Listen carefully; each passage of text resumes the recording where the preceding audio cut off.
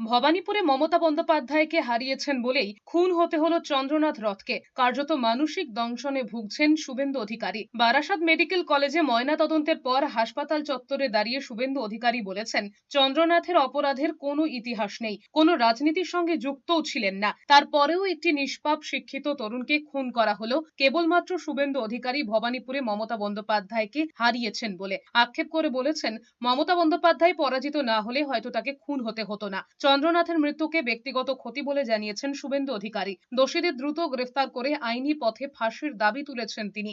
শুভেন্দু অধিকারীর দাবি, ঠান্ডা মাথায় রেকি করে খুন করা হয়েছে। তদন্ত প্রসঙ্গে তিনি জানিয়েছেন, রাজ্য পুলিশের ডিজির সঙ্গে তার কথা হয়েছে। তিনি জানিয়েছেন, খুনে ব্যবহৃত বাইক উদ্ধার হয়েছে। বিরোধী জননেতা না হতাম হয়তো তাকে টার্গেট করতো। আমি যদি ভবানীপুরে না জিততাম তাহলে হয়তো ওকে টার্গেট করতো। এই মানসিক দংশনে আমিও বিদ্ধ।